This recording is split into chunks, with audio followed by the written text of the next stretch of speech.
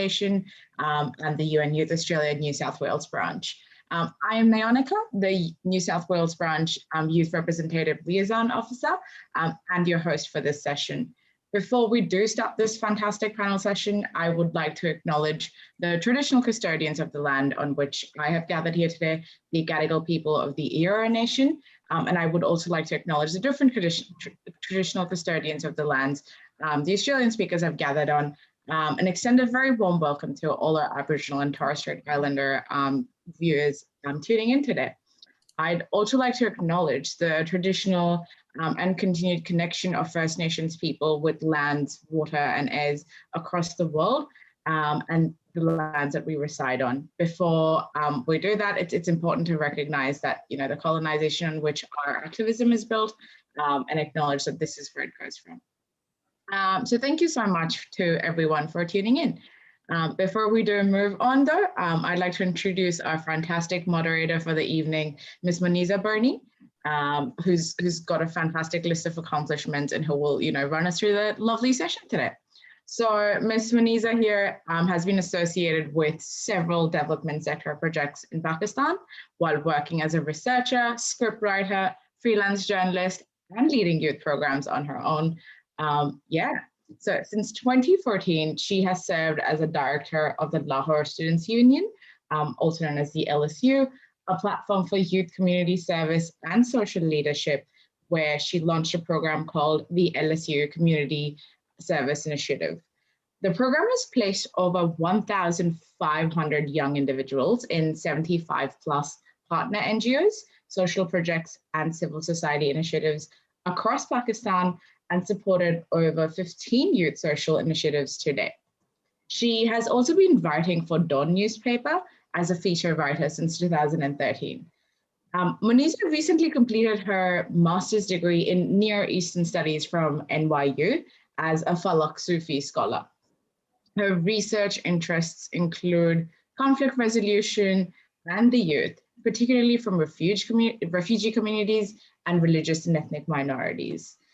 So thank you so much for being with us, Muniza, and the floor is all yours.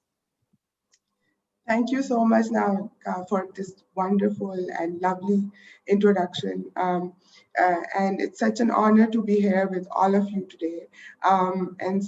Before we begin our session, I would like to briefly talk about the theme of the session.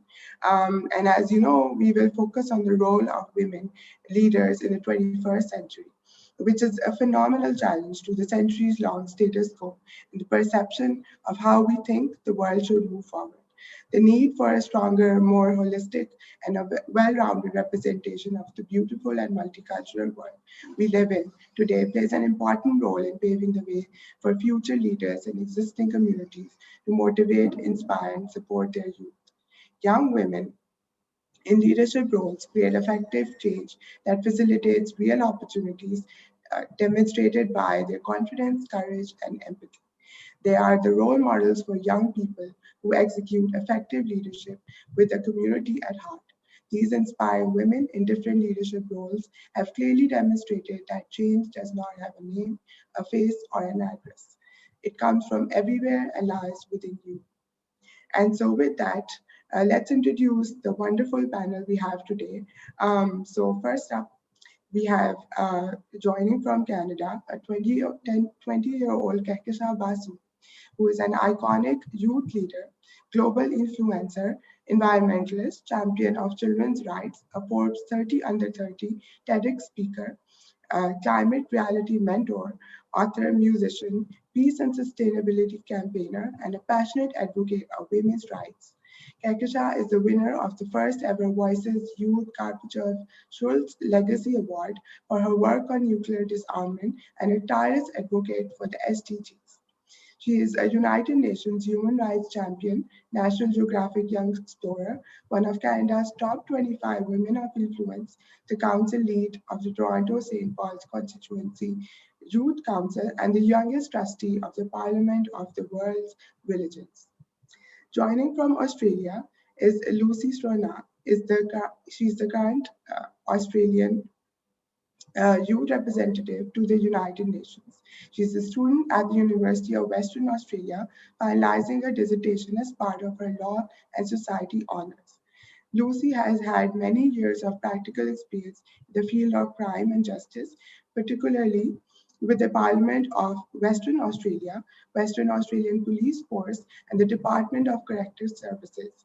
Her work has taken her to the streets of Mumbai to fight for the empowerment of sex workers, to juvenile prisons in San Diego, to assist with literacy skills in young offenders, and to UNDP in Bangkok to work with youth leaders in the promotion of human rights and justice. Also from Australia, though born and raised in different parts of India, is Dilpreet Kaur. Dilpreet's Punjabi heart is a staunch feminist. Her work revolves around racial and gender and political affairs. In 2020, she founded South Asian Today, Australia's first media organization for South Asian women and non-binary peoples, with an aim to ensure South Asians remain in charge of their own narratives and lead the conversation around their identity, lived experiences, and politics. Finally, from Australia, we have Karishma Kalyana, who is an elected councillor for Liverpool City Council and a registered occupational therapist. She is currently the Community Engagement Officer for Headspace Campbell Bentown, working to build awareness of and reduce stigma around mental health and well-being so that young people can access the help they need. She was named one of Australia's rising political stars by Marie Claire and twice nominated as a candidate for NSW Parliament before she turned 30. Although Karishma is proud to be one of the 11 women elected to council in Liverpool's 145-year history and one of the youngest, she wants to ensure that many, many more women are elected in the next 145 years. Karishma has put mental health and youth infrastructure on the agenda for Australia's fast-growing outer urban areas as a strategic advisory committee member of the Natural Growth Areas Alliance. Welcome, Kakishan, Lucy, Dilpreet, and Karishma. So we'll begin the panel by kindly asking each one of you to just take 2 minutes to talk about your fantastic work and let us know about yourself a little. If there's anything we have missed, you would like to share, please go ahead. Let's start with Dilpreet. Hi, thanks for the introduction, Vanessa. I don't think you missed anything. Hi, everyone. My name is Dilpreet. I'm an independent journalist and a storyteller, born and raised in India. I came to Australia 3 years ago, and in 2020, last year, under peak COVID lockdown, I launched South Asian Today, which serves as Australia's first media organization for South Asian women and non-binary people. And the kind of narratives that we delve into is anti-caste, anti-class, and we talk about gender, we talk about religious intolerance towards women, and we really look at the South Asian experience, including the diaspora experience, through a critical lens. And we challenge ourselves every day with stories coming in from across the world, and I'm very excited to be talking more with everyone, so thank you for having me. Thank you. Lucy, you can go ahead. Good morning, everyone. Very excited to be here. As mentioned, I'm Lucy. I'm the 2021 Australian Youth Representative to the United Nations.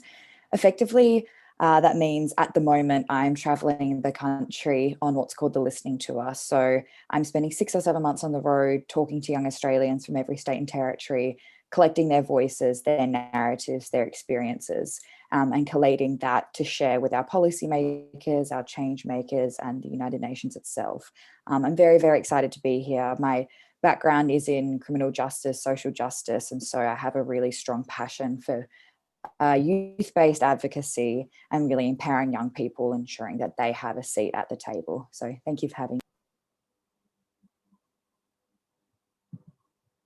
Karishma, go ahead. Sure. Thank you very much again for that introduction. As you mentioned, Anita, I kind of balance 2 roles. Firstly, as an elected councillor which is local government in Australia. Local government is the closest level of government to the community, to people, and often the issues that we are involved in are the most fundamental and basic to people's lives. But what gets missed out a lot is that the people who are involved in local government are probably a lot more representative of our communities than state or federal levels of government. And the the communities and the people that we speak to are very integral to the diversity that Australia is famed for. My other role is in mental health, and I try and marry them up together as much as possible in terms of ensuring that within our local community, young people do have a seat at the table, and that the issues that they raise, the concerns that they have within our broader community are taken seriously, and there is an avenue there for young people to feel like their voices are heard. So I look forward to the conversation ahead. Thank you so much for having me.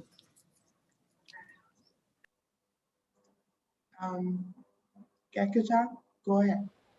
Yeah, thank you, Maniza, and good evening from Toronto, which is the traditional territory of many nations, including the Mississaugas of the Credit, the Anishinaabe, the Chippewa, the Haudenosaunee, and the Wendat peoples, and is now home to many diverse First Nations, Inuit, and Métis peoples.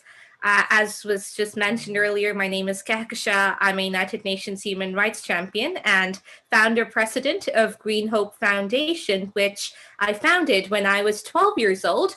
And it is a global social innovation enterprise that works across 25 countries with over 140,000 people to really ensure that children and young people, women, and our world's most marginalized and vulnerable communities are able to achieve their dreams, take the reins of their destiny into their own hands.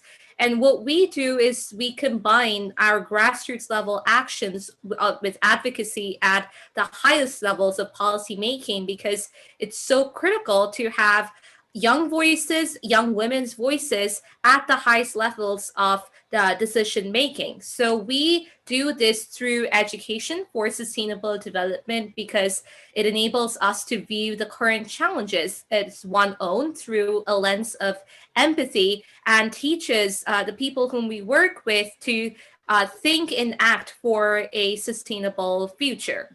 So our work has taken us to the war zones on the Syria-Lebanon border, in the refugee camps there, to Kutupalong, the world's largest refugee camp that now houses 1.5 million Rohingya refugees on the Bangladesh-Myanmar border, to the dense tropical rainforests of the Sundarbans and the Amazon, to provide sustainability education to the world's farthest first. And our work during COVID has taken on a new dimension where we evolved our advocacy to the digital platforms. And just in the last 12 months, Green Hope Foundation has conducted over 75 webinars, bringing together heads of states, parliamentarians, UN officials, civil society crusaders, and to really have multidisciplinary discussions on how to rebuild better, to draw attention on the need for creating local circular economies and people-centric policies that really address the gross inequalities and inadequacies of our social systems. And I'm very happy to say that our work on the ground hasn't stopped, because we are working with COVID-affected communities in rural Bangladesh where they've lost their sources of income. So what we're doing is we're providing the skills training on sustainable farming and poultry farming as well, especially to the women, and enabling them to turn into self-employed entrepreneurs. We are also educating them on hygiene and sanitation. We have installed toilets, deep bore tube wells, and rainwater harvesting systems there, so they have permanent access to clean drinking water and proper sanitation. And in Liberia, we have installed solar panels so that the girls can study at night, gain computer literacy, have safe spaces, and really become economically independent and move away from a life of drugs and crime. So basically vindicating our belief that every child has the potential to be a change maker, regardless of their gender. All they need is that opportunity. And Green Hope Foundation is the catalyst that enables this empowerment. So really looking forward to the discussion today. Wow, this is so inspiring. Each one of you shared your work about your work and as well as yourself. Like it's really, wonderful to hear that. And so obviously, since we know about your work now, we would always love to know about your journey. To really becoming the female leaders you are today. So one by one, if you could tell us about your journey to become a female leader in the 21st century and what that means to you. And again, I would request Dilpreet to begin and then we can go ahead in the same order. Thanks, Moniza. I have to be a bit honest. The term leader, I'm not sure. I don't think I am or I ever aimed to be.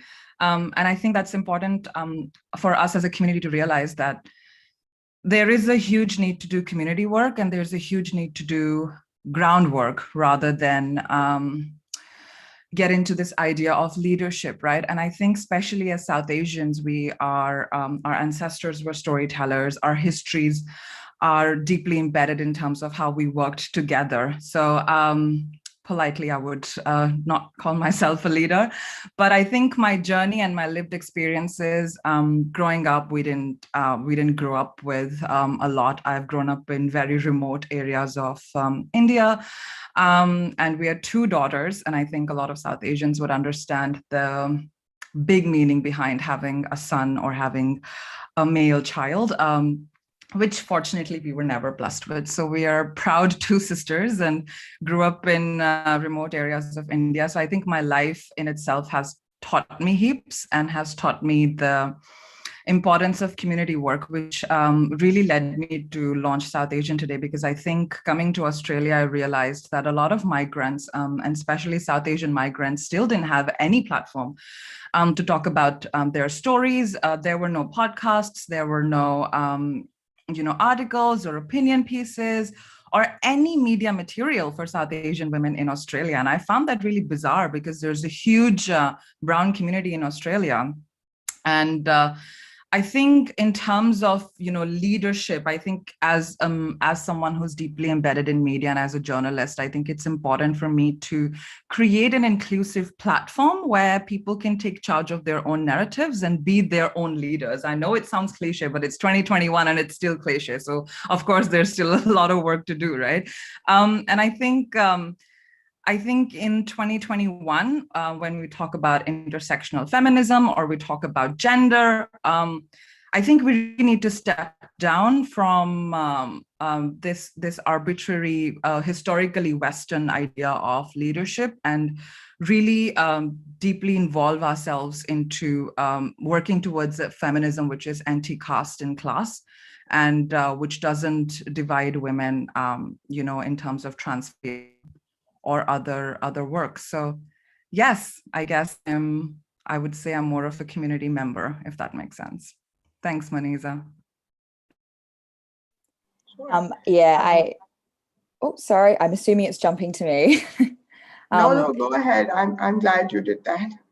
So I absolutely agree with you, Dilpreet, in the fact that, in fact, I had this discussion last night that I don't particularly feel like a leader, and sometimes that word I find odd because I hate to think of myself as, I guess, leading a group or taking charge. And in fact, I'd probably call myself, I don't know, a staunch feminist or an advocate instead of maybe a leader.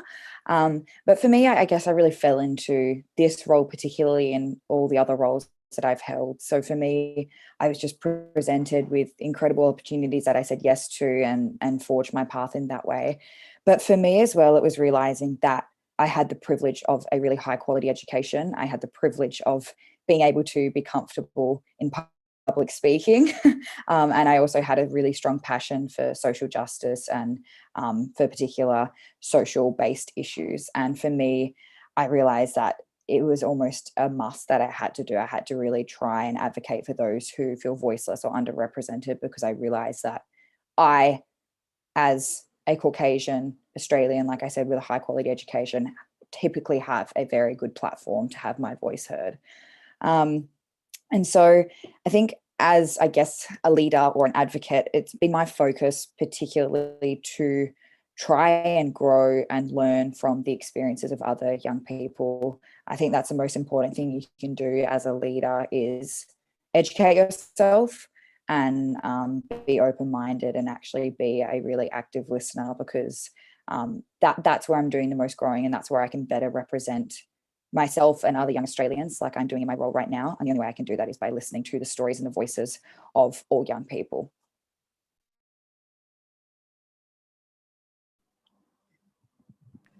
I guess I'll go next if that's. Thank you, Anita. Look, I think very similar to Dilpreet and Lucy, I never really regarded myself as a leader, despite the fact that I ran for leadership positions and was elected to kind of lead essentially. My journey to get into or get interested in politics started when I was expressing a lot of opinions and thoughts that I was having around, some of the problems that I saw around me. And at that point, someone said to me, well, what are you going to do about it? And that really made me pause, stop to think and think about how I could be part of a solution rather than just feel better after venting about the issues that I saw around me. So I started getting involved in organizations, in activism, started advocating for things that I really believed in. And as a result, I was afforded some amazing opportunities in terms of being able to kind of put my hand up to whether it was run for council or be nominated for a state election. However, it was very much a kind of, feel your way through process. I never really regarded myself as someone who could very naturally, be comfortable public speaking and those sorts of things. I was never really much of a debater at school or aspired to kind of school leadership positions. So I always felt like, that really influenced my perception of myself as a leader or whatnot. I also think it's really interesting that the way that I approach my role on council is very much informed by my professional role. I often say that representatives are somewhat like social workers in that, their role is to meet with community members, meet with residents, meet with constituents, whoever, understand what is at the core of the issue that they're raising, and then work with them to find a solution or find a way through. And if there is not necessarily a solution at hand, look at how the system needs to be changed in order to afford a better resolution. And I think that way of approaching the role is quite different to how traditionally people see how politics works or how representation works. And I think that's partly because the way that we see traditional forms of leadership is very I guess it excludes to some extent the way that that women, and particularly women of colour, may naturally approach working with others, working with people, working within their communities. And I think there is so much scope for us to change very traditional, very old structures using different ways of working, different ways of interacting with each other, and sometimes learning how that will work is a bit of a trial and error process, which sometimes works, sometimes doesn't. But it's all about finding your voice within those broader structures, and having access to mentors, to groups like this who offer new ways of thinking and new ways of doing things. In the last 5 years or so, I've been so inspired by some of the particularly young female leaders coming through all around the world who are so confident in expressing their thoughts and their opinions, because that's something that I wish I could channel a little bit more sometimes.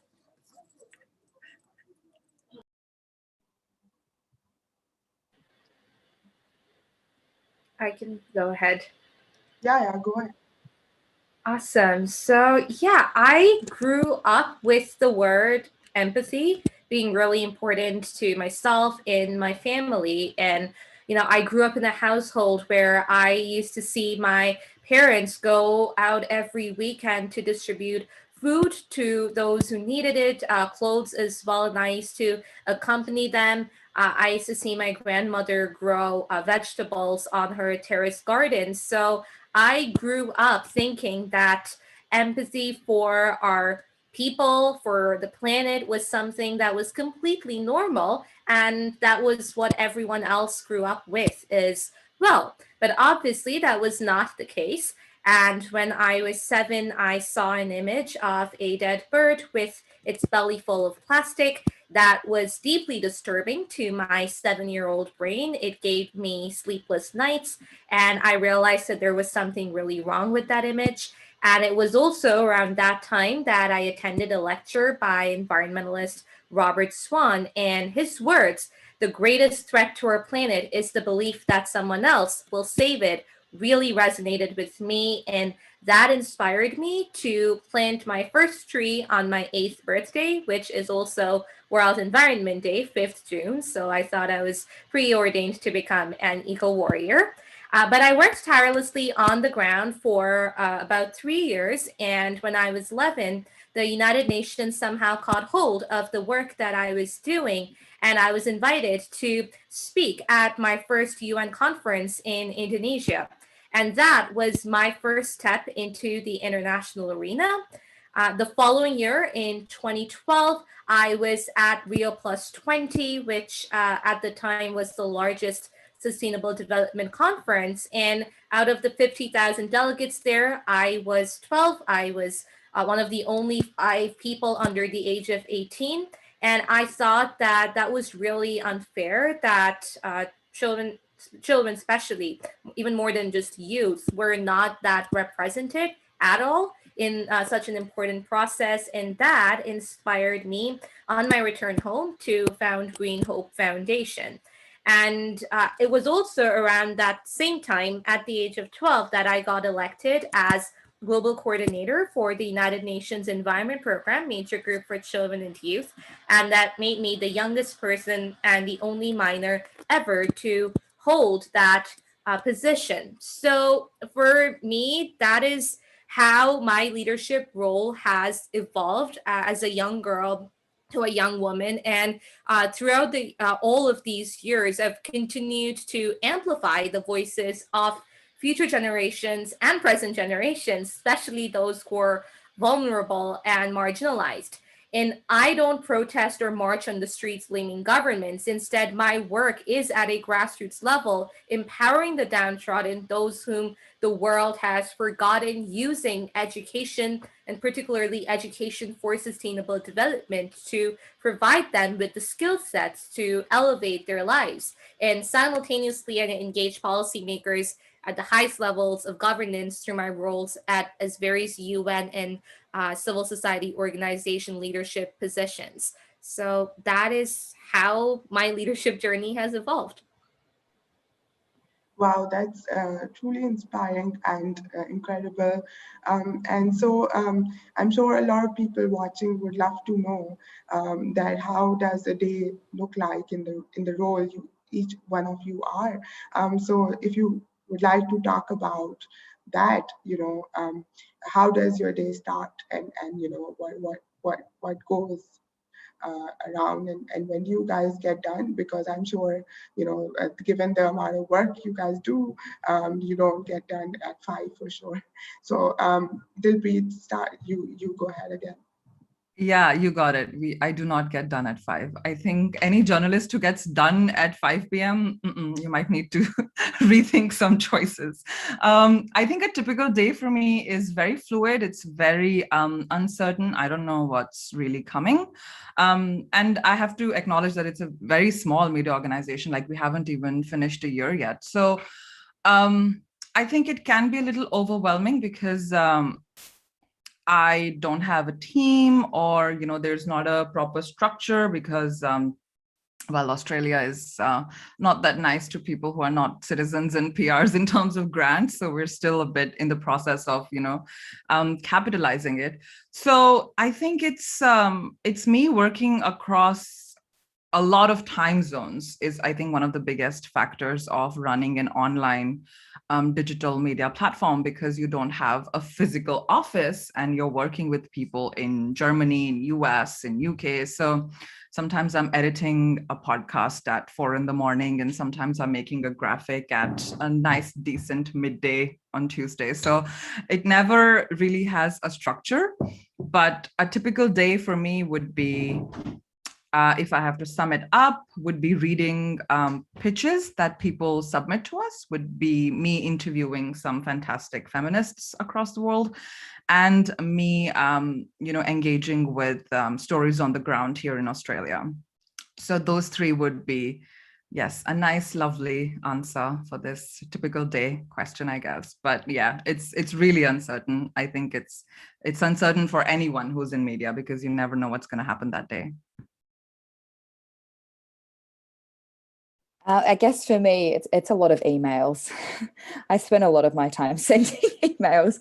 And when I'm not doing that, most of the time, as I mentioned, I'm on what we call the listening tour. So that's where I'm conducting just a massive consultation of young people. So effectively, my day is conducting consultations, talking to young Australians, listening to their experiences, writing all of it down, and digitizing all of my information. So coming up soon, there's going to be a lot of data processing of the information that we have gathered to ensure that we are properly collating it and properly sharing it with policymakers and key stakeholders. I'm also spending quite a bit of time talking to MPs and different policymakers at the moment, which is amazing. Trying to advocate for young people and actually see some real tangible change to the issues that young people are bringing up. Doing quite a few events like this and a lot of travel. So I'm basically on the road nonstop, living out of a suitcase for weeks at a time. So it's pretty crazy. I am very lucky, quite the opposite, Dilpreet. It's a pretty structured calendar that I have, which is a bit of a saving grace. And I do have an incredible team at UN Youth and at DFAT who are supporting me. And I would be in very hot water if I didn't have them. But there is always something to do. So yeah, never finish at 5. I think normally it's about a 10 or 12-hour day. That's the standard. And dealing with New York time for the UN, that's also 12 hours difference. So that's good fun as well. But yeah, always busy, but love what I do. I guess having a very local focus, I don't have to deal so much with time zones, which it sounds very stressful. So I also do have emails and a lot of meetings as part of my schedule. In local government, some local government councillors do have their role as their full-time, but generally, if you're a counsellor, it's not your substantive role. So my day job is in the mental health space, and I do that 4 days a week. Generally, I have the Fridays to organise meetings with residents. Do training, do other things that I need to follow up on as part of my council duties, and so most days are very, very varied. And like both Dilpreet and Lucy, my days do not end at 5. So just to give you a snapshot of some of the things that we've been up to in the last week.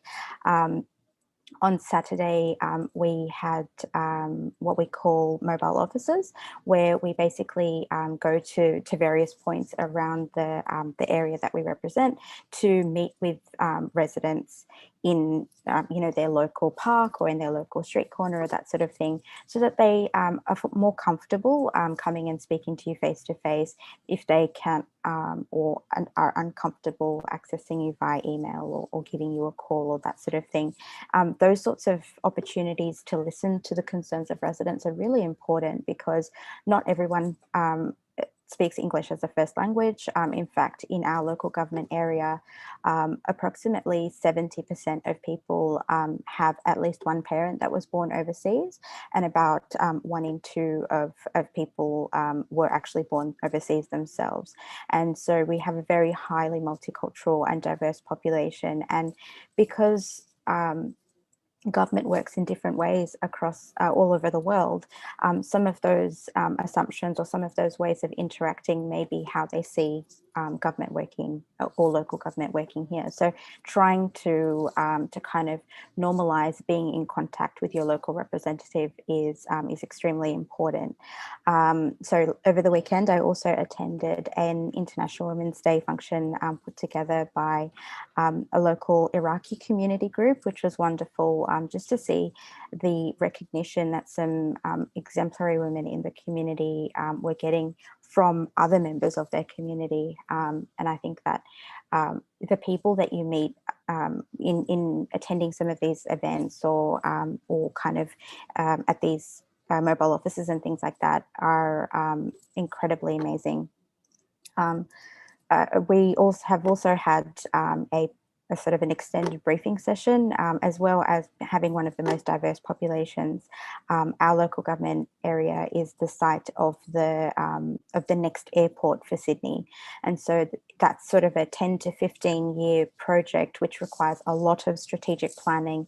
It requires a lot of thinking about the challenges that residents, that workers, and, you know, the people that will use that facility over the next, you know, hundreds of years are going to need. And so we have, although we are the 4th oldest sort of European settlement in Australia after Sydney, Parramatta and Hobart, we have a very rich Aboriginal history, and we also have an area that is transforming into the future. So having, you know, briefings about that, being able to speak with staff about those sorts of things enables us to make better decisions, which is extremely important.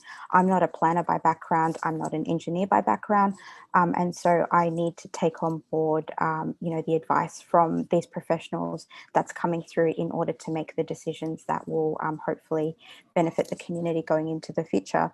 And so like Lucy, I rely a lot on the support that the organisation provides in terms of advice, in terms of, you know, actually understanding some of the challenges going ahead and what sort of solutions are possible.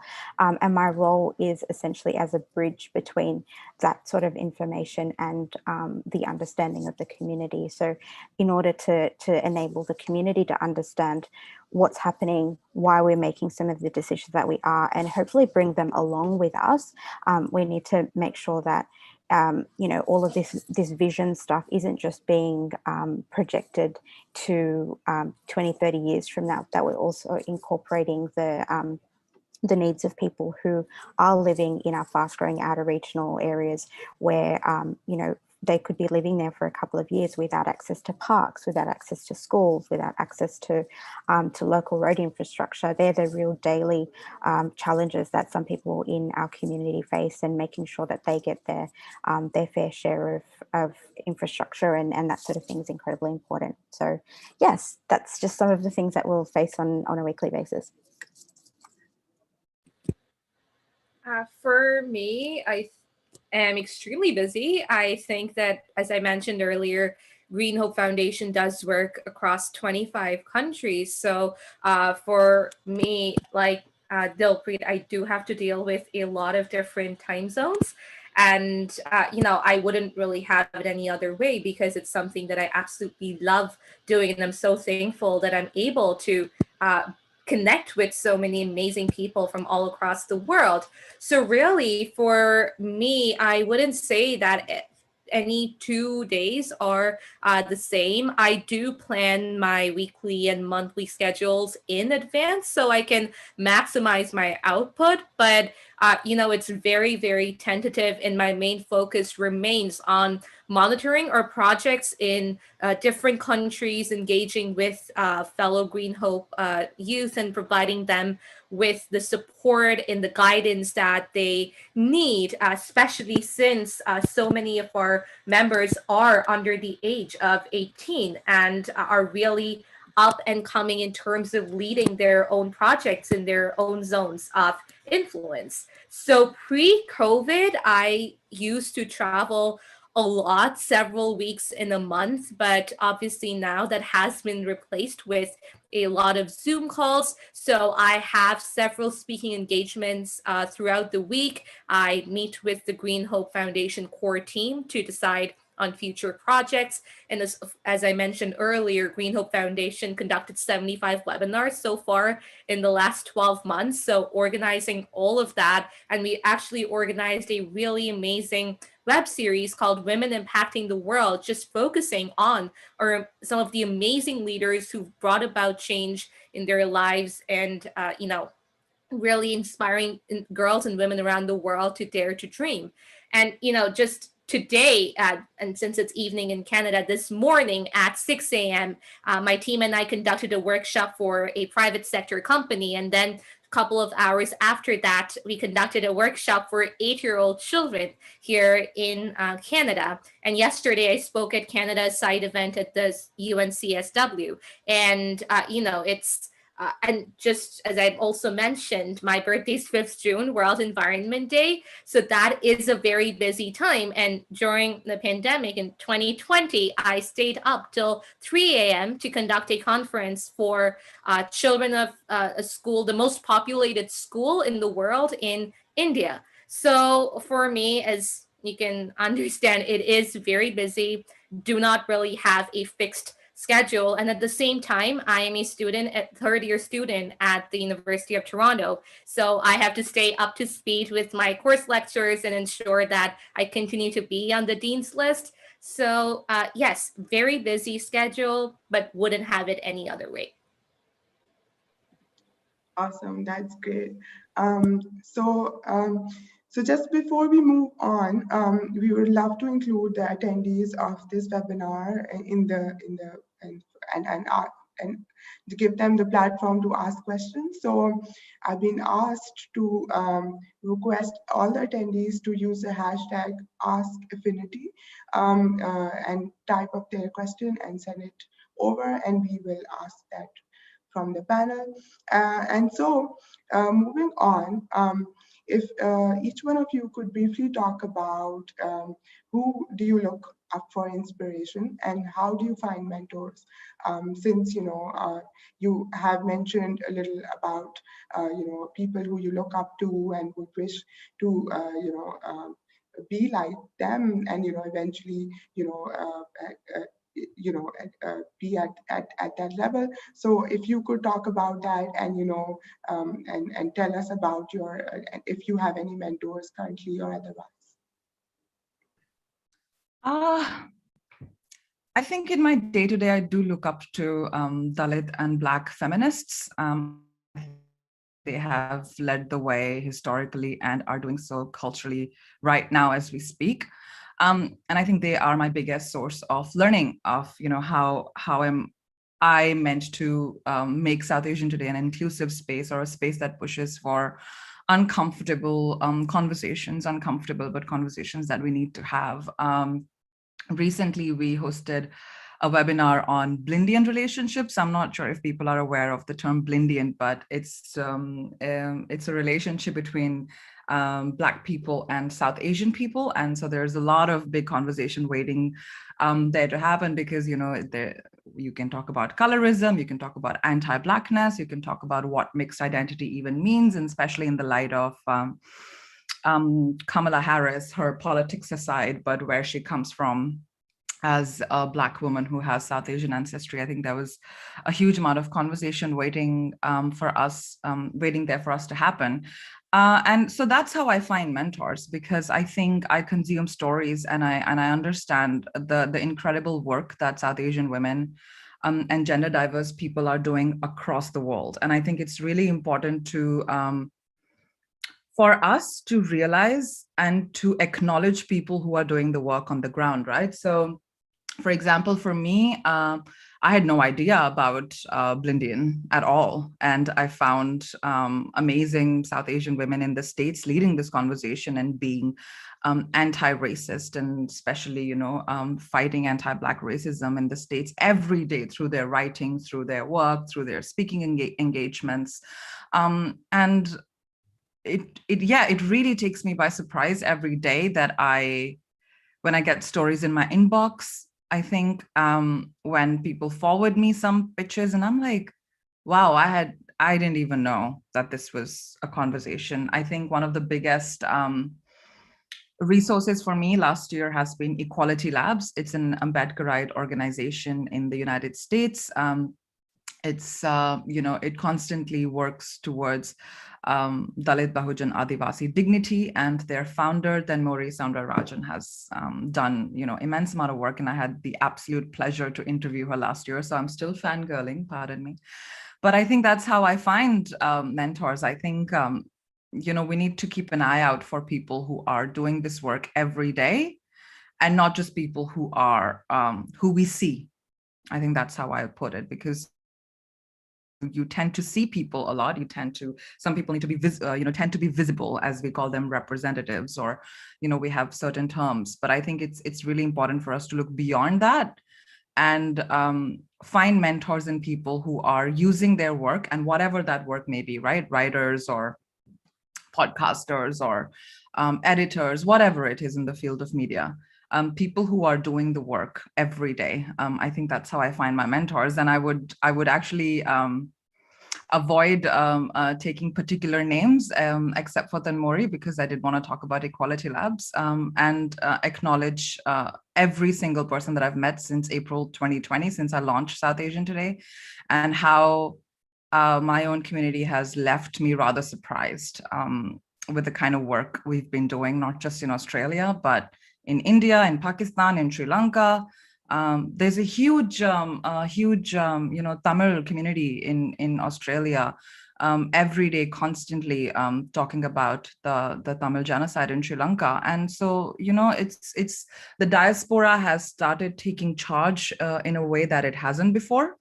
And I think the last couple of years have been testament to how the world has come together. I mean, look at the farmers' protests happening right now.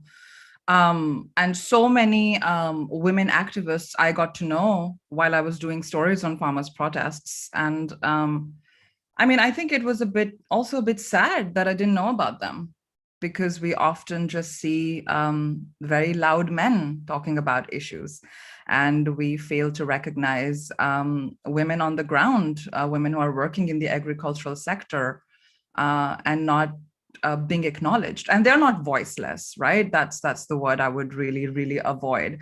Their voices are not intentionally being heard, but they are not voiceless. So for us as a community, we need to understand who we are listening to, right? And we need to change our attitude towards mentors and leaders, and really look beyond who's working from the ground up. So yeah, I meet people that I fangirl through my work, and I'm very, very glad about that. I'm a bit the same. I think it's just fangirling other women around me. I just think there's so much to learn from the individual experiences of women across the world, in my circles that I operate in. Outside of those circles, there is so much to absorb and learn from and grow as young women as well. And so that's where I find inspiration, is just in those individual stories. I think particularly over the last year, I've really, as most people have turned to social media and kind of the online platforms, I've really used my social media as a tool to try and educate myself. So engaging with a lot of pages that promote feminist narratives. I think there's a really good page called Impact that I follow. So it's just using my social media as a tool to learn and grow in that space. And that's where I'm finding more and more inspiration in women who are forging this path and creating equality and promoting justice for other women and people around the world. I also have a very soft spot, I think, for finding mentors and finding inspiration from older women who continue to fight for empowerment and justice in this space, despite battling systems that can really break you down for many, many, many years. I know it can be so easy to turn into a cynic and be worn down by these systems of oppression that we are constantly fighting in all of the systems effectively that exist in our society. And so older women who continue to push the feminist narrative and continue to fight for empowerment of other women, I can't not look to them for mentorship. So those are the kind of mentors and the inspiration that I really look towards. But just generally, like I said, the experiences of women from all walks of life across the world continue to inspire me every single day.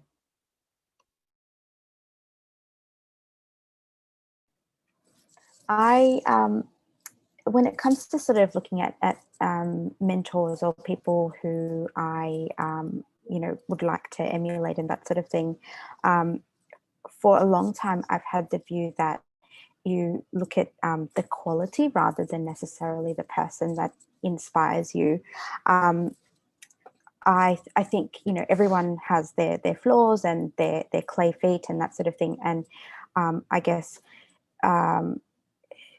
setting people up as heroes without acknowledging that they have their own unique characteristics and that sort of thing can sometimes lead to disillusionment further down the track. And so that's why I really strongly believe in looking at what it is that inspires you about someone, rather than just kind of saying, this person is incredible and I'm going to kind of do everything that they do or follow along kind of thing.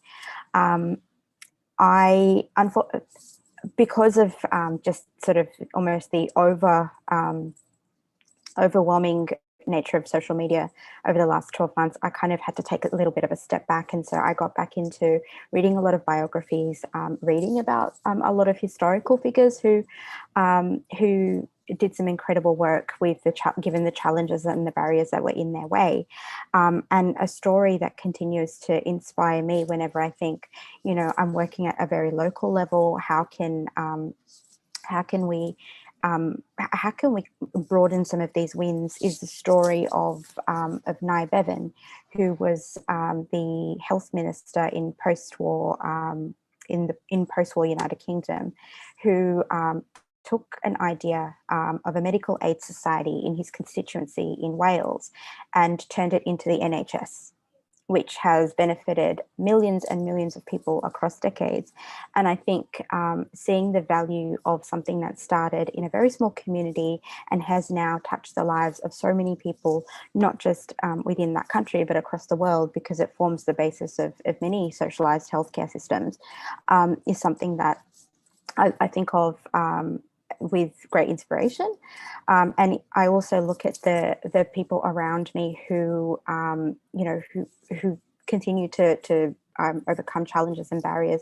Like I mentioned, the community group that was celebrating Women for International Women's Day, and others who do work in their local communities to address problems, to be part of the solution rather than just continually talking about the problem. I think I look to those sorts of people and I think, how can what is it that they are doing, and how can we kind of amplify that? How can we work together and actually sort of take what you're doing and ensure it touches more people and benefits other people in the community. So those are the things that kind of really really drive me in terms of what I look towards doing. But I think one thing that I'd strongly say, and I say this whenever I speak to people in schools and that sort of thing, is when you're looking up to people, think about what it is that inspires you about them and how you would like to apply it, whether it's in your own life or your own work, how that is relevant to you, because everyone has, the flip side. And just blindly kind of subscribing to someone's work can lead to disillusionment, and that's not what we want. We want things to uplift us and drive us and our work. Yeah, I actually agree wholeheartedly with that point. And just before I answer the question, just through our work as well, we are firm advocates for localizing the SDGs, localizing solutions, because you can't have a one-size-fits-all solution to our world's challenges, especially since there are so many different unique challenges that everyone face, even within us as women in all of our diversity. So I completely agree with you on that point. To answer your question, Maniza, I would say that my parents have always been my greatest mentors because I grew up seeing my mother as the strong, powerful woman that I want to be. And for my father, I saw the strong ally in the fight for gender equality. And really, my parents' support has given me the confidence to face all adversities and fearlessly follow my passion.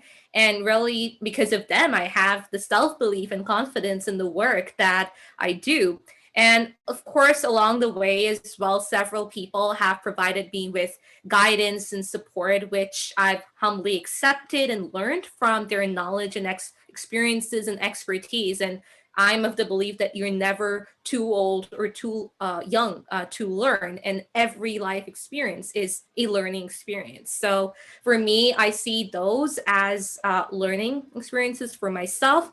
And I would say that I learn from the children whom I work with, and I find them to be so inspiring that whether they're in a community that has gone through so much of adversity, or in a privileged urban environment, for children that lack of inhibitedness when addressing a problem, that for me is so inspiring and motivational, and something that I feel that all of us can emulate when we are working towards solving the world's greatest challenges. So yeah, I see them as my mentors, even when they see me as a mentor. So really, it's this two-way street where we're sharing best practices and learning from one another, and not having this hierarchical kind of knowledge production and knowledge dissemination, but really creating a network of learning and knowledge dissemination.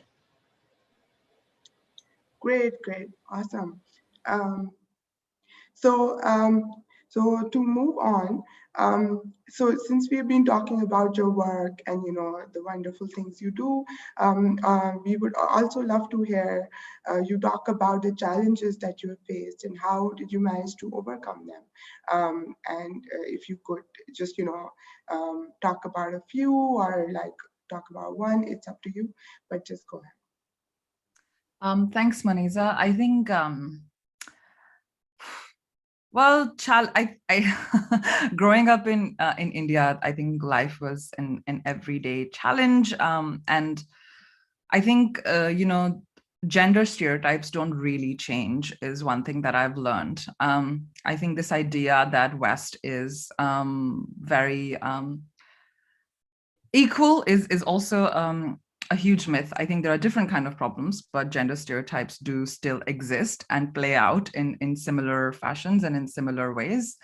But I think the one challenge that I would pick for this particular question would be coming to the West and being in the system of migration has been a huge challenge.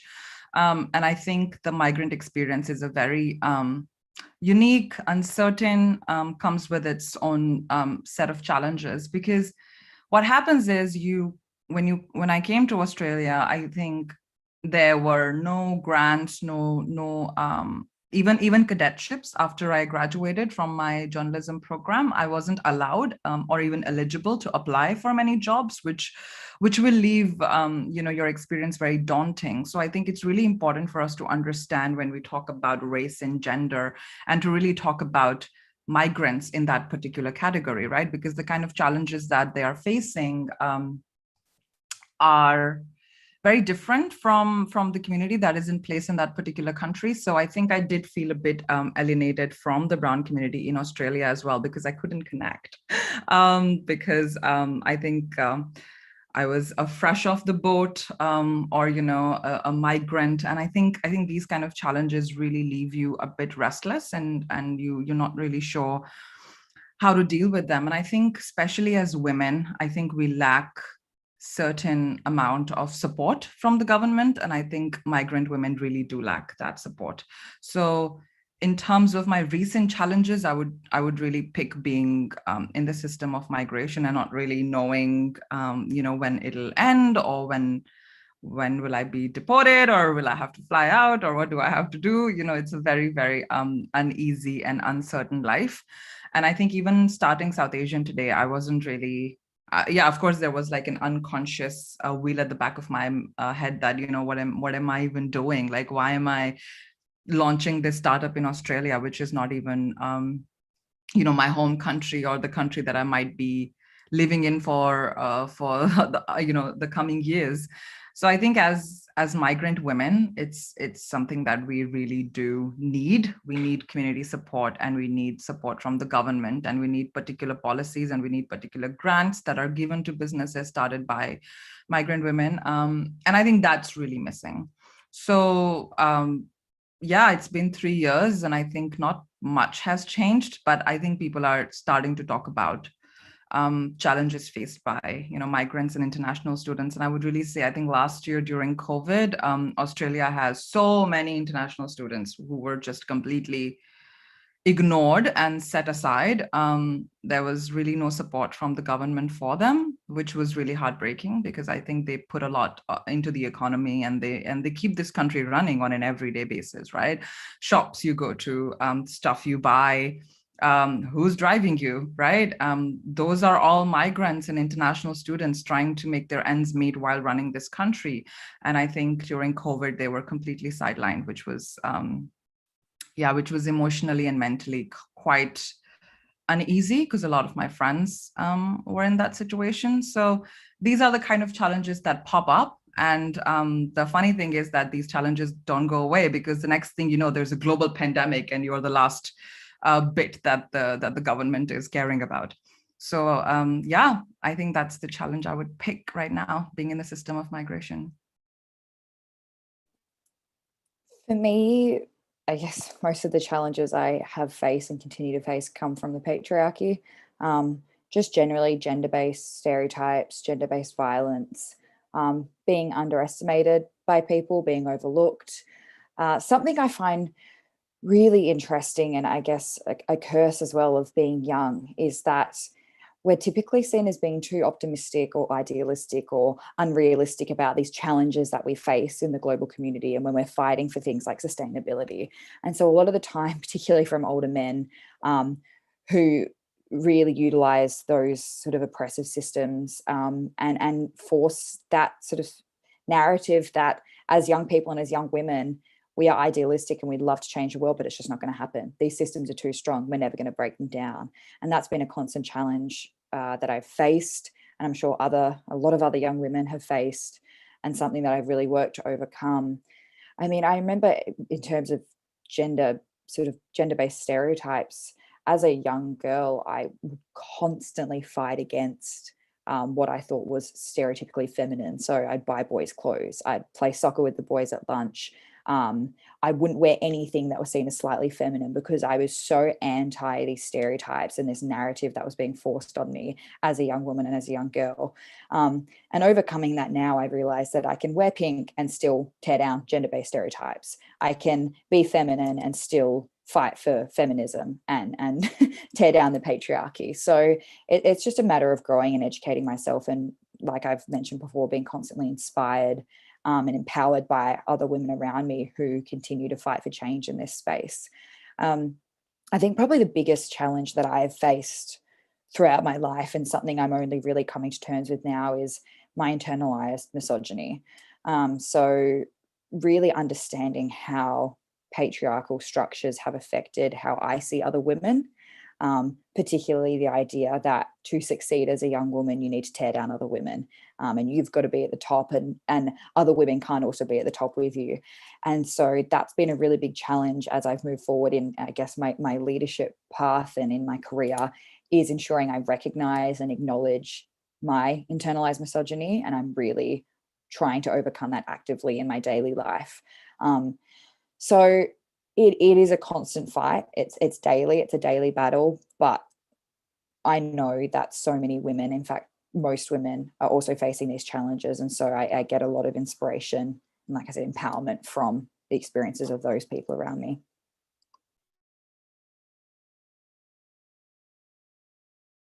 I think reflecting on something Dilpreet said, I think the migrant experience definitely has a trickle-down effect across generations. So although I was born in India, my parents migrated to Australia when I was quite young. So I've kind of grown up essentially seeing myself as Australian. However, you do see that that in itself leads to questions and clashes in your different identities, and how those different influences, how those things influence your identity and your daily life and your expectations of yourself. I think for a long time I found it quite isolating to not quite feel connected or completely Australian, or not quite feel completely Indian either. And so that was kind of exacerbated by the fact that for a long time I didn't really see people around me who looked like me, who had a similar experience, who were doing, you know, similar things that I was. And so there wasn't necessarily that ability to form a network or form kind of mentors or you know, people who could understand those sorts of you know, those sorts of influences on your work and your daily life. And so that can be quite an isolating experience when you don't really have, I guess, a structure in terms of, okay, well, this is how you move forward on these sorts of things, and being a bit of a you know, just on a professional level as well, being a bit of an outsider to how you know, how local government can work. It takes a while to find your feet and to learn processes and to understand exactly how you can address the challenges that you want to for your community using the system at hand. One very steep learning curve that I've had is how long it takes things to get done when you are talking about bureaucracies, or when you're talking about governments or that sort of thing. It can take so much longer than you expect to actually go through the sort of existing processes and actually try and achieve some of the changes that your community is demanding. And then trying to sort of bring that back into being that bridge between what you know, what the situation is and where your community is at, trying to kind of you know, choose the you know, use things like language and you know, frame things in a way that people can kind of understand in order to sort of see where the flaws in the system are.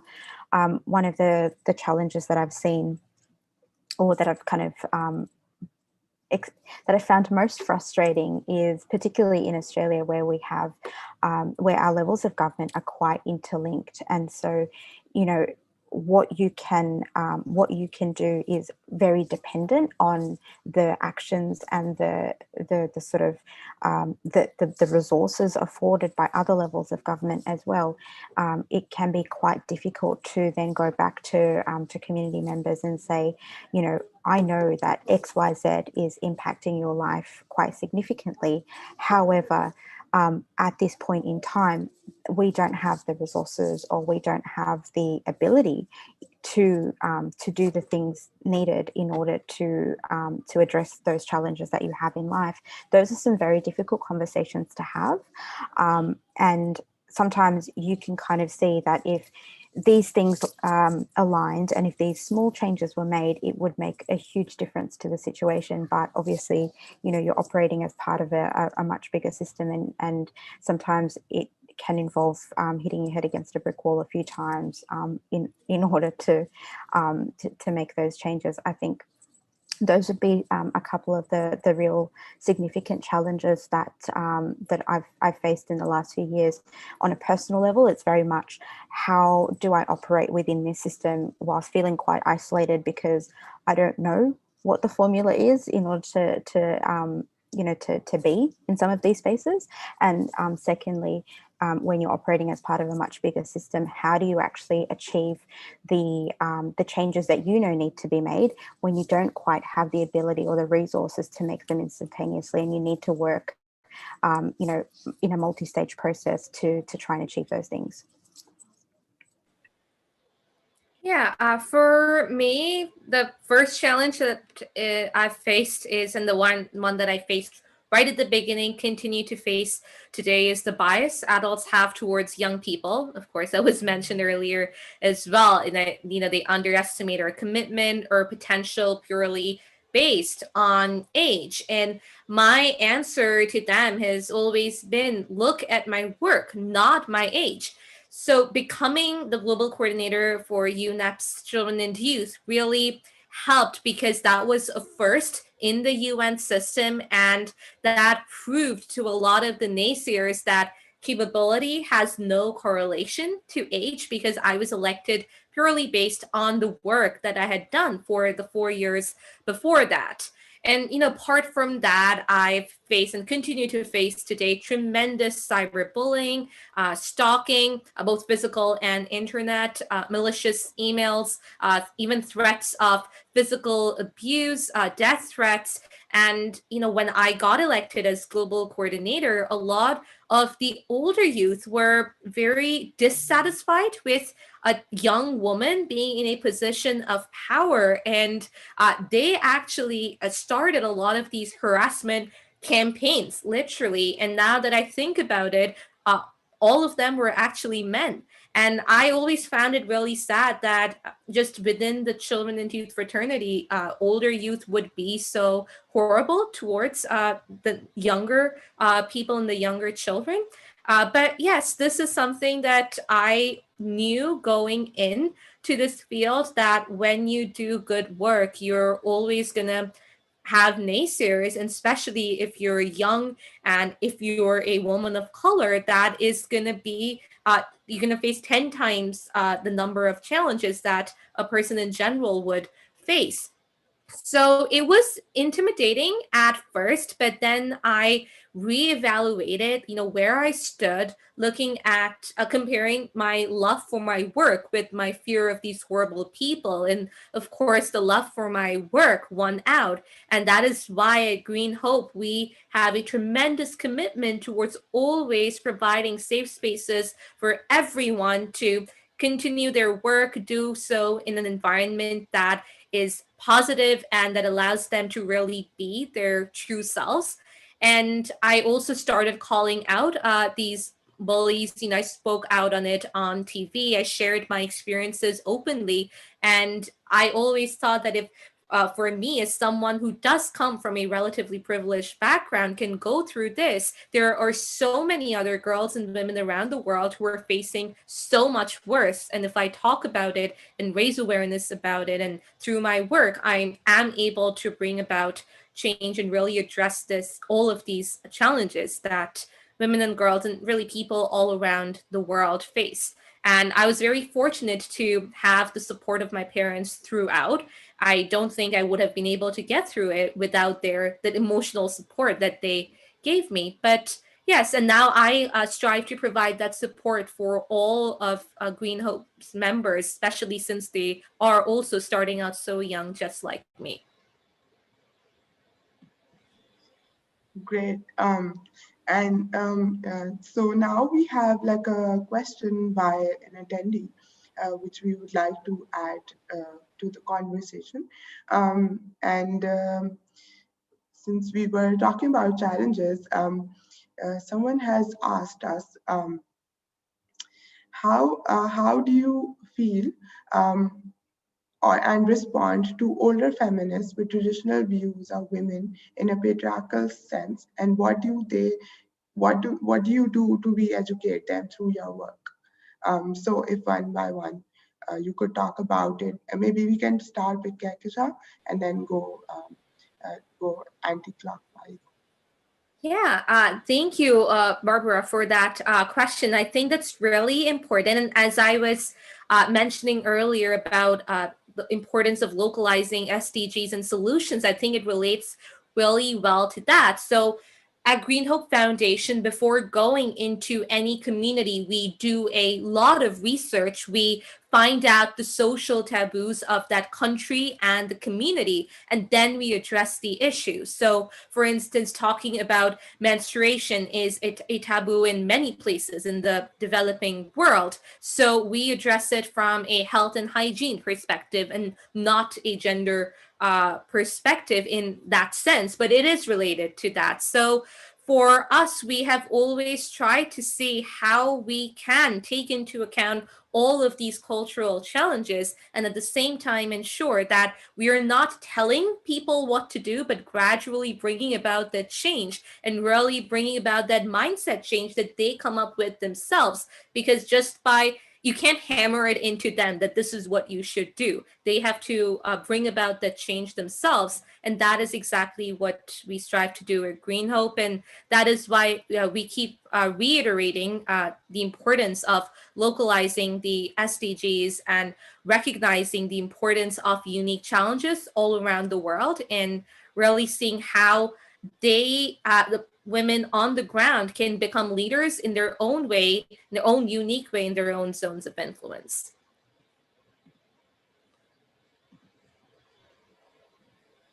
Reshma, go ahead. Thanks. I think it's a really fantastic question, because it's something that I've had to negotiate quite a number of times over the last 10 years. And I find, as strange as it sounds, listening first is actually very, very effective. So rather than kind of, I guess, going into a conversation or a discussion necessarily kind of almost anticipating a debate or a difference of opinion, trying to start from areas of commonality has been most effective for me. So, you know, there's never going to be a situation where you agree 100% with someone else. That's just not really realistic. We're all human. We're all humans. But where I am very conscious of perhaps a difference of opinion or difference of approach with someone else, I'll try and kind of make the broader discussion a little bit easier by starting off by identifying points where we have commonality or where we agree.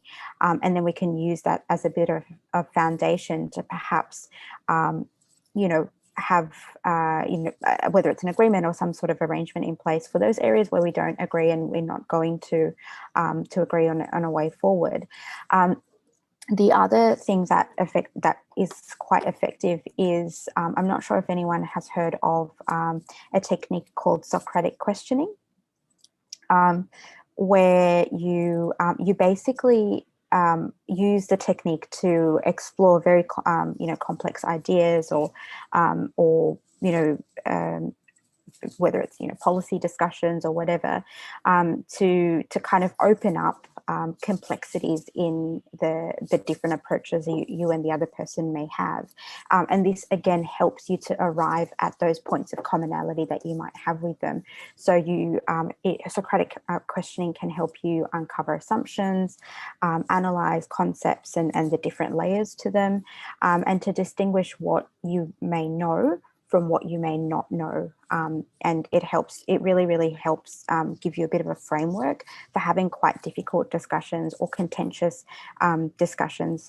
And when used effectively, it can also be a helpful tool when dealing with internet trolls.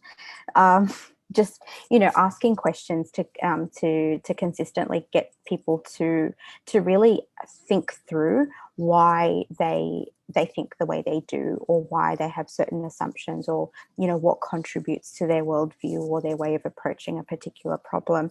And I find that sort of asking questions and trying to dig deeper into those sorts of things can be very helpful and actually open up the discussion a lot more than kind of anticipating a dispute or a fight and going in saying, this is my position, I'm not going to move, which doesn't sort of, everyone's right back where they started. So I have to be honest that this is a space that I am definitely still learning how to tackle and growing in. And as I've mentioned a million times before, what I do is learn from other women around me. And so literally, as the other panelists have been talking, I'm taking notes on how to best address situations like this. And I think it is okay to not have all the answers and still be growing in this space. And so I basically am, because I have typically found it quite confronting when women really conform to stereotypes and these gender roles particularly, because for me it's a signal of how oppressive the people still conform to, I guess, these systems. And so I have found it quite concerning and confronting to have women who challenge, I guess, my viewpoints and how I feel about gender equality. And so I do agree. I can sometimes double down and tend to fight fire with fire, and it's something I'm learning that I need to not do. And as mentioned, I think it is really important to be providing resources that are perhaps culturally appropriate as well. Really understanding, like that has been mentioned, understanding the perspective of these individuals and perhaps what has led to this viewpoint and this attitude, because it's not black and white. These experiences are so complex. And so it's important to understand the complexity of how someone has ended up feeling or believing these things. But I do try and really sort of, I guess, acknowledge or maybe call out certain behaviors that might be problematic. And then it's about sort of educating or re-educating, like I said, providing those resources. But ultimately, this is a space that I'm still really trying to work on, because I do find it quite challenging to tackle women particularly who are, I guess, not feminists or anti that narrative. I do find it quite a challenge. So thank you, Barbara, for bringing this up, because I think it is such an important point to discuss. And I'm learning so much from this discussion as well. So thank you to the panelists. Yeah, I guess a lot has been said that reflects my own thoughts as well, but I think it's important for us to also acknowledge that unfortunately women and their bodies and their ideas is going to be political for a long period of time, no matter what we do. This idea of choice feminism versus, feminism that is challenging those choices, because those choices sometimes are deeply embedded in male gaze and patriarchy, is going to be a big conversation for a lot of years to come.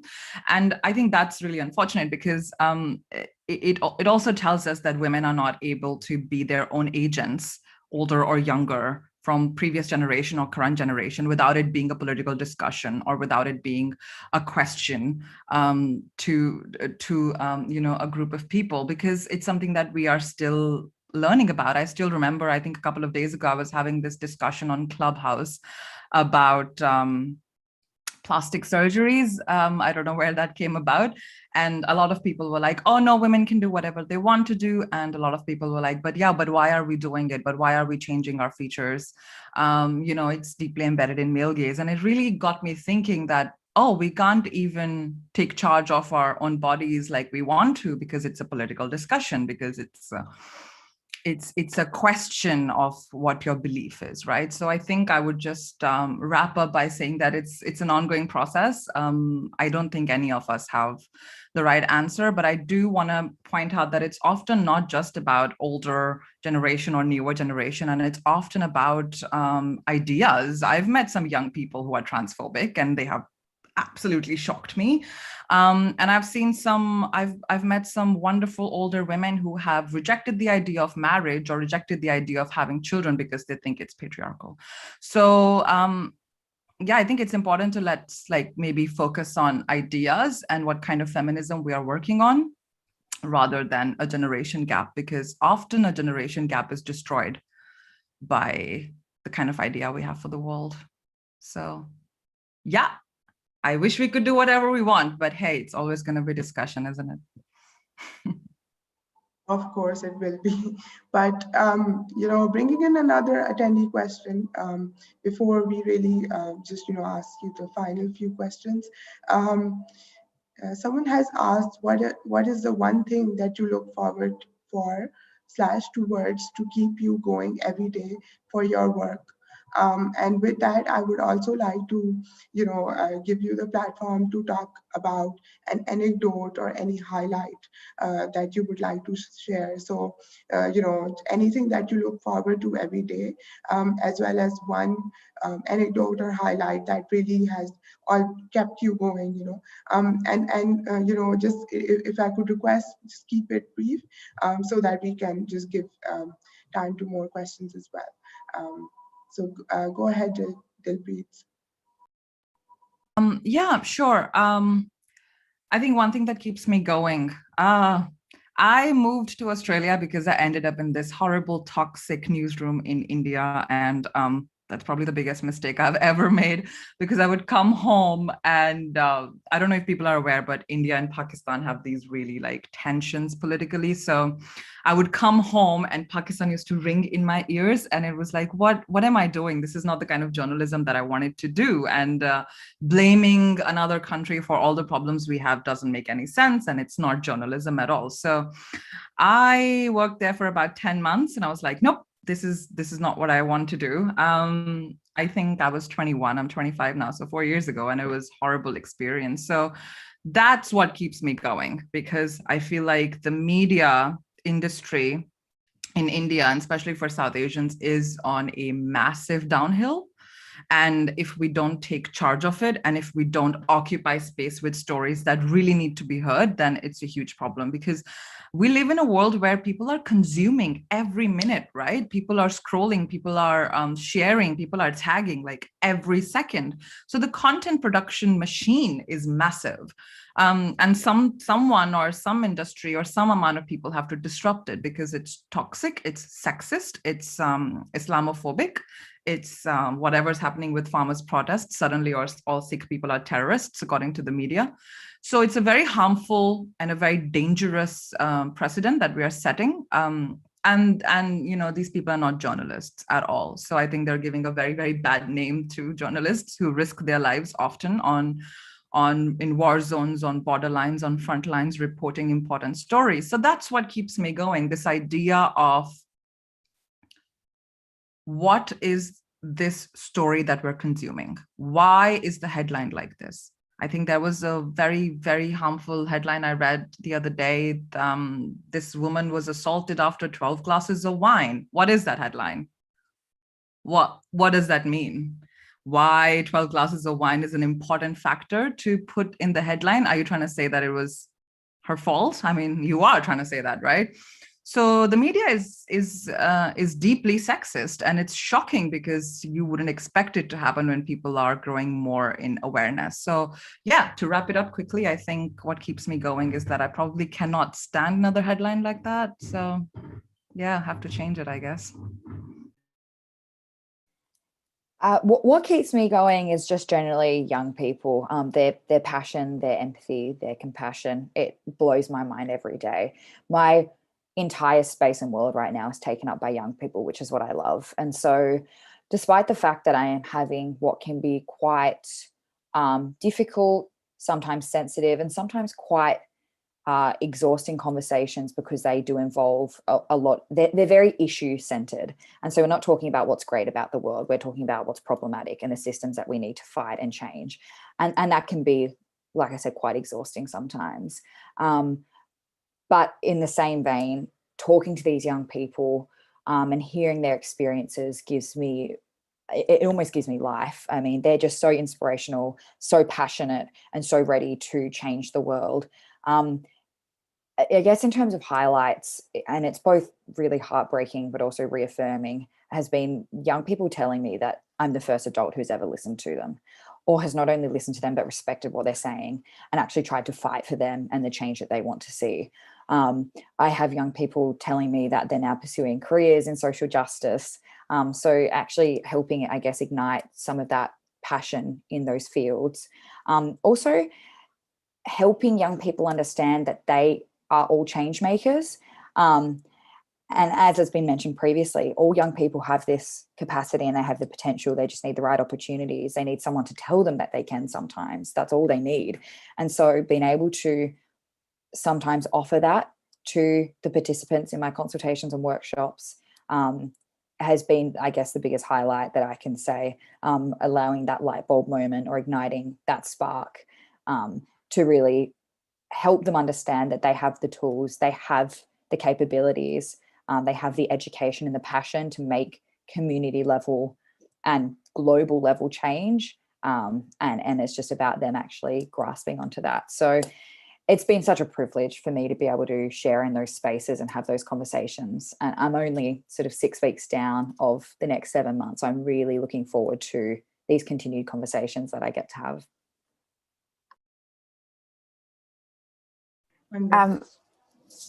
I would agree with Lucy as well. It's definitely sort of people and interactions with people that keep me going. I have always been a little bit of an extrovert.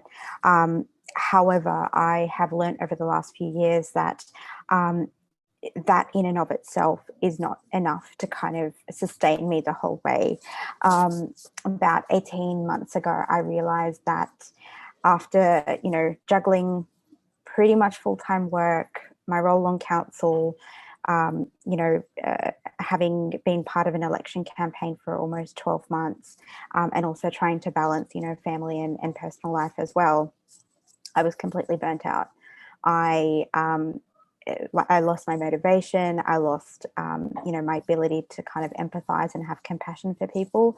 And that was particularly confronting for me because I think when I was 15, my history teacher at the time said I demonstrated truckloads of empathy in a report card, and I regarded that as sort of like, a core part of my values and my identity, since then. And so to kind of to feel that I was losing my sense of compassion and empathy for people around me was a very confronting experience.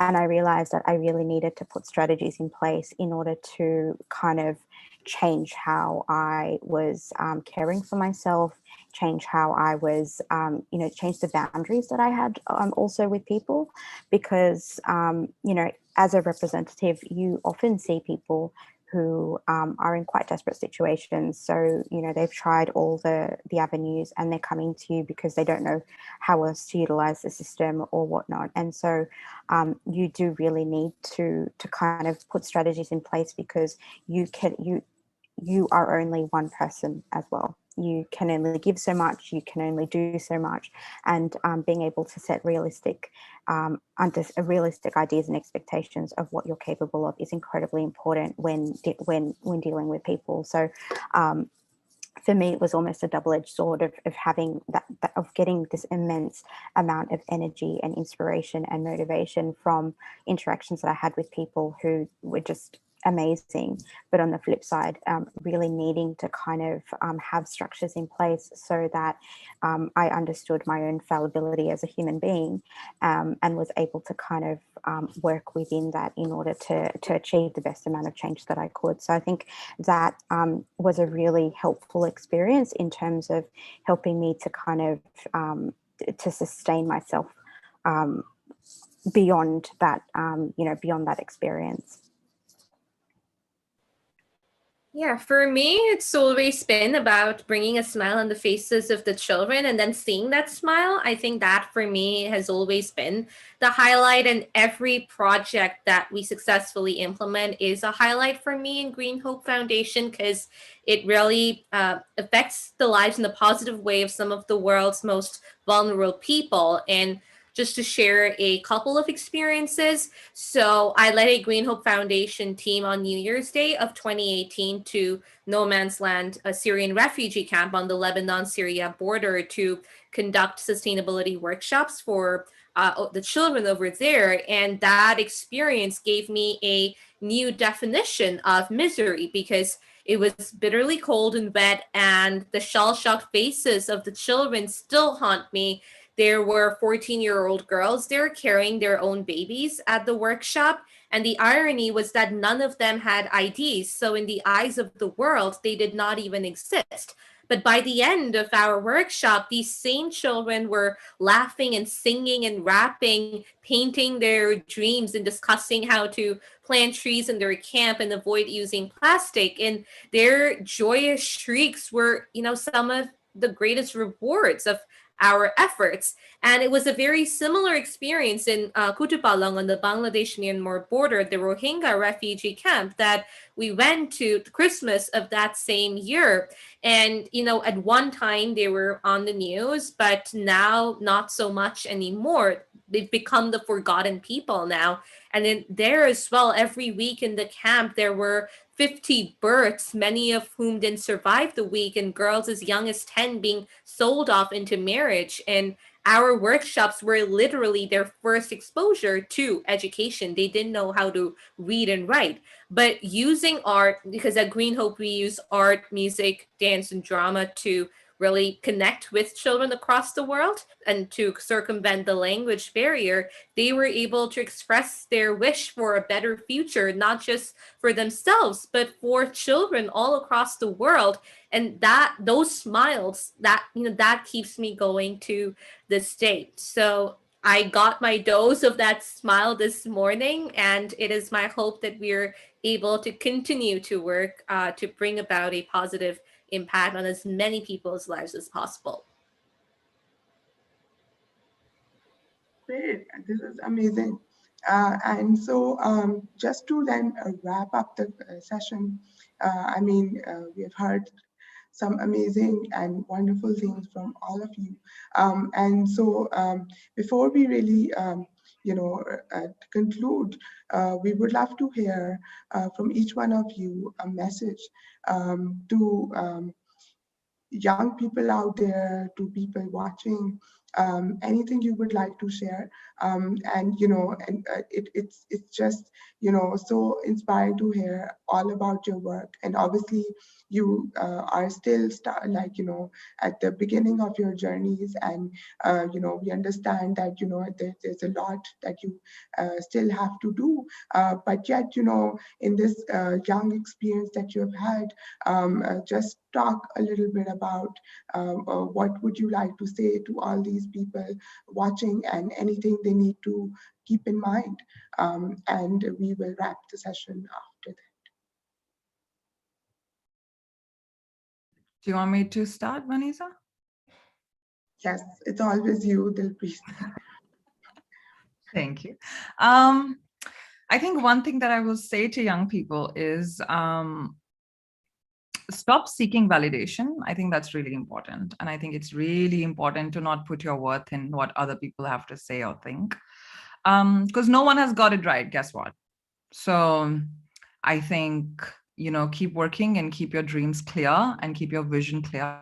And that being said, be open to positive criticism, right? There is no black and white. There is no like, oh, I'm not going to listen to you because I don't need validation from you. Sure, but you might need a perspective. So there's a difference between listening to what other people have to say, being open about criticism, being open to different kinds of ideas. No two people think the same. No two people have the same experiences either.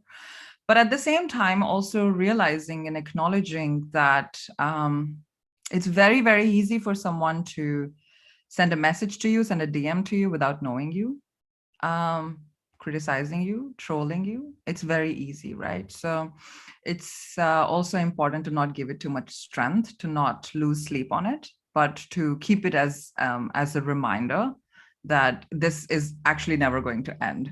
So I think a lot of people think that, oh, maybe a few years down the line, I'll be famous and then no one can touch me. Nah, I don't think that happens. I think this is an ongoing process, and it depends on you what you do with the kind of feedback that you receive from people about your work. So stop seeking validation, but be open to perspectives, and always, always remember your lived experiences.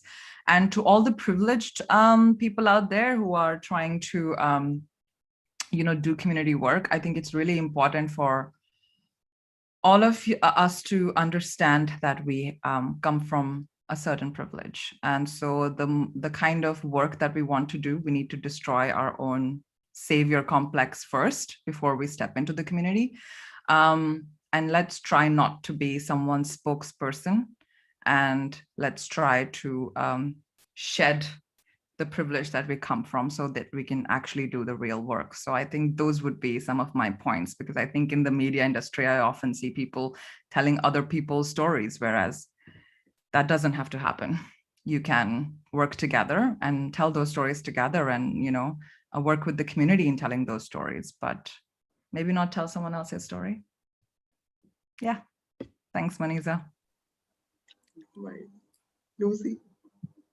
So try to think of one message and how to condense it into one thing. But I mean, continue to fight for injustice, for equality, continue to battle inequality, using and understanding your privilege for the betterment of our society. And as Dilpreet said, shedding that privilege and not having that hero complex and that savior complex, but actually facilitating spaces for other people to have conversations and have their voices heard. As you mentioned, I love the phrase that you said before, that people aren't voiceless, they're just not having their voices heard intentionally. So it's allowing and creating those spaces for people to have their voices heard and giving them that platform and that microphone.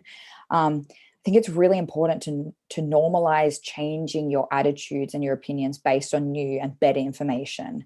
And people need to remember to do that constantly in the process of educating yourself and growing. Young people are the future. We're the change makers. We're the ones who are going to destroy these systems and change the world for the better. And I know we've all seen what happens when young people unite and when we realize the power that we have in ourselves. So my message is to all young people and to people out there, unite, continue fighting the good fight, because we can literally change the world if we join together and continue to push against these systems that oppress us. What a hopeful message. I really love that, Lucy. As well as what Dilpreet and Lucy said, I think it's really important to think about the sort of structures that you can put in place in your own life to remain in touch with your dreams, your values, your passions, because as you move through life, you have different competing things on your time, on your resources, on your energy. And I think it's really important that you take the time to continually check in with yourself and be comfortable with saying, you know what, this was really important to me a couple of years ago, but now XYZ is probably more important to me. So I think I'll focus my time and energy on those things, and developing ways to say no, to kind of to I guess keep yourself well and safe as you go about changing the world and doing all of these incredible things is really, really important. I spoke with our youth reference group here at Headspace last night, and we were talking about, you know, some of the things that they wish they had learnt at school that has really helped them. And a lot of it came down to, you know, how do you have some of these confronting conversations? How do you draw boundaries? How do you, you know, say no without feeling awful that, you know, someone's, something that obviously means a lot to someone else is not something that you can take on. And I think we continually have to remind yourself that, that you are one person with a finite amount of time, energy, resources, and you can only do so much within that. So taking the time to figure out what it is that you're passionate about and want to put your energy and that sort of thing towards will help keep you, you know, in line with those things as you go through the various things that you do. And the other thing that I'd really love to sort of encourage people to think about is, you know, although you're all young people here, how is it that you can encourage and support the even younger people coming through? One of the things one of my mentors said to me once was, I subscribe to the putting the ladder down approach of, or putting my hand, using my hand to pull up others behind me rather than pulling up the ladder approach. Sorry, that wasn't very well explained, but basically thinking about maybe some of the challenges and the things that you have faced in your own experiences that you want to address to hopefully make things easier for the next group of young people coming through your way as well. Because by thinking about the the things that we want to, that function as barriers for us, and hopefully reducing them will make things a better place for those coming up behind us. So those two things, how can you make things easier for yourself and keep in line with your values and your dreams? And secondly, how can you function as someone who pulls people up rather than pulls the drawbridge up?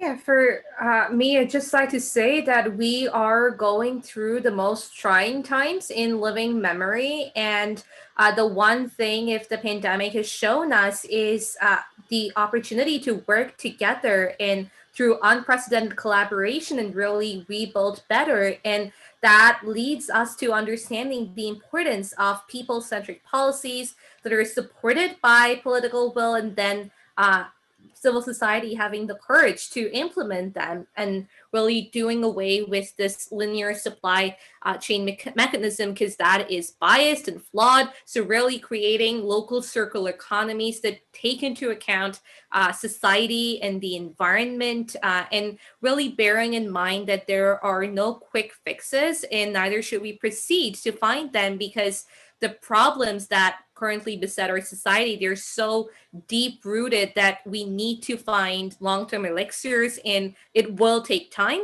It's going to be difficult, yes, but it's not impossible. And I truly believe that with our united resolve, we can dissect past fallacies and really learn from them, and taking care to use empathy, use pragmatism, and a multilateral approach to create a more resilient new normal, not going back and not building back better, but really building forward better. And to young people, I'd like to say that work is so important. Stop just playing the blame game. Stop wasting time on just criticizing governments and others. Take responsibility yourself and take action. Education is key. Knowledge is power. To all women out there and all of our diversity, be fearless, support one another. Don't bring each other down, as has been said in this panel, and really raise your voice and stand together with each other. And lastly, to the men out there, those of you say that to empower us, we are already empowered. So, stop occupying our spaces and just really let's all work together to create a more resilient, just, equitable, and sustainable future. Wow, this is wonderful. Dilpreet, Lucy, Krishma, and Kakashai, it was wonderful speaking to you all.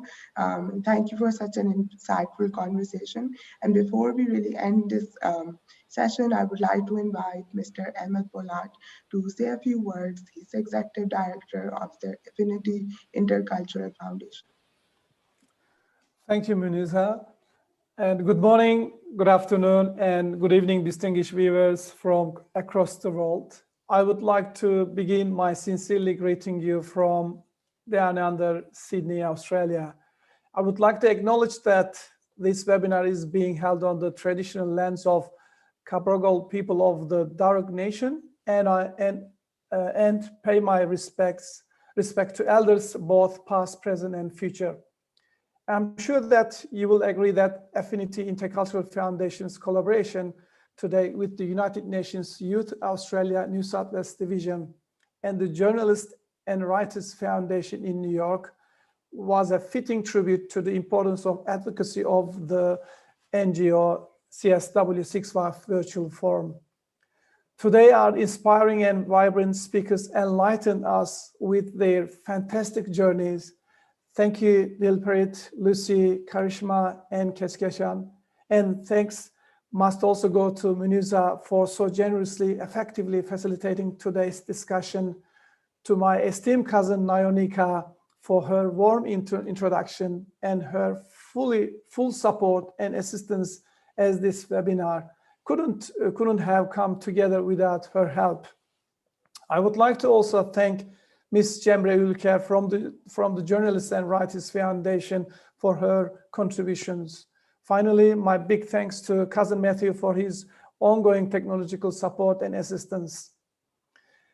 I believe to achieve the 17 United Nations Sustainable Development Goals, young people are to be empowered in their societies, as they are not only our future leaders, but they are also the ones most interested in the future of our planet.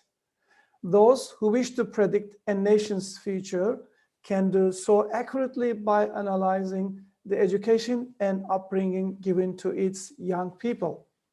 Today's webinar has provided deep insights and significant experience to all viewers of any age, and I would not have encountered otherwise.